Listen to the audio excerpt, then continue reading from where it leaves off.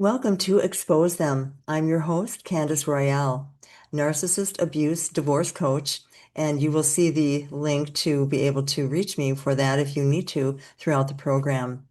I want to talk today about why we fell for those bums anyway. What caused us to be so snowed and hooked into the narcissistic partner we had, or partners. Maybe you've had more than one marriage, or many, many boyfriends, or no doubt there was a chain link effect that started way back to your father and perhaps a brother, an uncle, a coworker, an employer, and such. You seemed to magnetize to them. Well, now you're finding out what a narcissist is. And yes, you are the victim. Yes, you are. But we were involved. We had a part to play. In a way, we were an accomplice. I'm not trying to criminalize you or berate you in any way, shape, or form. I know how much you're hurting. Those narcissistic marriages are terrible. I should know. I just got out of one a year ago, and I am so happy to be. But here's the thing. We found our way in it. We were probably born into it, and we didn't really know any better. We were codependent. We were dependent on them.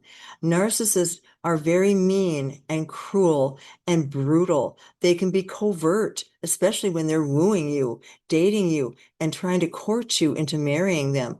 Oh, they'll play every trick in the book to get you to think there's something they're not. They'll get you to think they're a Christian, a gentleman, a very romantic person, one who gives gifts all the time, and such like that. Things open the door for you. They'll love bomb you till the cows come home. And it works. Oh, it works. It feels great, doesn't it? However, once the I do happens and a couple days go by, you find out that there's not so much honey in the honeymoon. Let's take a look at why. Hosea 4:6, God says to us, my people perish for lack of knowledge. It is never the Lord's will that we perish for anything. Jesus died on the cross so we wouldn't have to perish in hell forever. He certainly doesn't want us perishing while we're on the earth either. But it's the lack of knowledge. We just didn't know.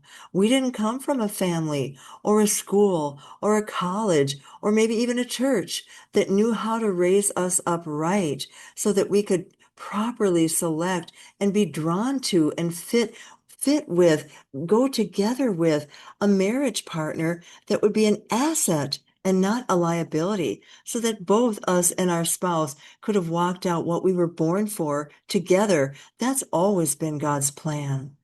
But when we don't know, that ignorance can cause us to perish. I don't mean we were stupid. I'm not calling any names here. We just didn't know. In my case, it was a father, a brother, an uncle, a first fiance, and then Narco, who became my second fiance and husband of 41 years. I stayed and prayed because I really wanted it to work. And I know God, like you do, God can do anything, but he can't force a narcissist to find him. He can't force a narcissist who's a hypocrite to the core, a liar, deceiver, manipulator, and gaslighter. He can't force them to change. He can help and do what he can do, but he can't force them. And 95% of all narcissists never change. Think of that staggering statistic. That's not worth waiting for. Sometimes it's more than that. It could be 98%. Most don't change. So we stay and pray and in hopes that they will, believing that they will. And instead we just get more battered and beaten down. And you don't even have to be physically battered. Everything else but counts. Everything else but counts. I said that twice for a reason. You have to know that if you're not being physically battered, but you're being abused by a narcissist, it all counts as abuse. I'm not trying to throw us in the self-pity tank here so we can go swimming for a little while. Not at all. It's just the fact. It's how it is. God is going to have to do some soul healing on us. He will start to do it before you divorce your narco. He will have to start healing your soul. Ask him to do that. He may tell you he's already doing it. Use your time of worship, your time of prayer, your time of scripture reading, journaling, write things out, pour your heart out on paper. There are things God simply won't tell you any other way than until you start putting pen to paper. Not all the time, but it is important that we do journal. And pray in tongues if you're spirit filled. Do everything, soak in God's presence. Really get close to Him. Let that soul healing take place. It most likely goes all the way back to the womb. And then, of course, as I said, your first father could be a mother. You could have had a mother narcissist too. It can be women, yes. Oh, there's some of the worst witches on the planet. However, it's not usually that way. Generally, it's men that are. If men are watching, I appreciate you watching my channel. I welcome you. If you have a narcissistic wife, just flip the gender around, and this content will work well for you as well. It'll work for you too. Learn about narcissism. Learn about it. Gobble up this content like there's no tomorrow, like you can't get enough of it. That's what I had to do. Once I found out there was hope for me and that I didn't have to stay and pray and that I could get that ball and chain off of my neck and I could escape and breathe and run free. Oh, I couldn't get enough of these videos. My favorites were Dr. David E. Clark, PhD, Lynn DeMaurice, The Gospel of Narc, Chris Reese, and Jordan Peterson. There are many other good ones. And of course, I've got a lot of content too. Stay connected. Stay connected. It's incredibly important. You've got to have a source, a point. Yes, God is always our ultimate number one source, but you've got to have a group, a family, a connective support team that can help you understand and walk through it as well. You must do this. You must. I did this for a good 9 months before I realized I was going to be divorcing narco. And I mean, it happened in 1 minute. It happened so fast with me. It was a very unique story, which I won't tell at this point. I tell it in most of my videos. You can find it in just about anything I have. As your divorce starts to progress, it's very important that you leave plenty of time for your heart to heal. And I mean time after the divorce is final and complete and the last bit of paperwork is done. Leave time just to figure out who you are without your narc. And really, like I said earlier, just engage deeply with the Lord.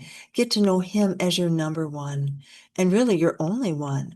I'm not saying you can't marry again, but the point of this video is so that you won't remarry another narc.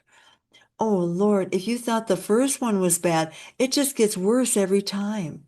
Most women I coach have been through several narcissistic marriages, and they don't even know they're married to a third one or a fourth one. It's essential, and that's why I said study narcissist material. I have a book coming out. I hope for it. My goal is for late winter to have it come out, and it will be extremely helpful to you. It'll really expound on all the things I talk about in my videos. You can't afford to go your way. You have to stay and figure out what a narcissist really is, all the facets. There's covert and overt, and find out why you were attracted to him in the first place and how to get out. And you can only do that as you burrow deeper into the Lord. The Trinity, they all have a different facet and they're all wonderful and they will help you become strong in the Lord and in the strength of His might. You must know what you're doing, or here it comes. You will marry another narc, and you will set yourself and your children and all the people connected to you that will be involved in this with you, because they're going to, be around you. You're going to bring them down in the tank with you. It is the most wretched thing you can do to marry a narcissist a second and third and even fifth time. Yes, it happens. So get to know God, understand the way of the narcissist, and ask the Lord to strengthen you so that you will never do this again. I personally hope I never marry again. Oh, it's not mine ever to marry. And that's not because I'm so wounded and crippled and in my soul that I couldn't possibly even think of it. No. No, not at all. I have a life to live. I was born for a reason, just like you, like we all were. I know what that is actually. I want to start walking that way now. This is the way, walk ye in it, when you turn to the left or to the right. And that's from Isaiah 30:18. As far as dating goes, when you divorce, I strongly discourage it before at least 18 months minimum. And that's Candace being very gracious to you. Otherwise, how are you ever going to learn the narcissist and figure out who you are? You must know. And don't ever date somebody or become romantically interested when you're still in the divorce process and it hasn't been final yet. Otherwise, do you realize what that makes you? That makes you an adulteress. Don't do it. God says the adulterer and the fornicator I will judge. They will not enter my kingdom. Don't put yourself in that damnable position. God bless you richly. Think about this. Pray about it. Get on your knees. This is an important one. He whom the Son has set free, or in our case, she whom the Son has set free, shall be free indeed. And it is for freedom that the Lord has made you free. God bless you richly, and I'll see you in the next video.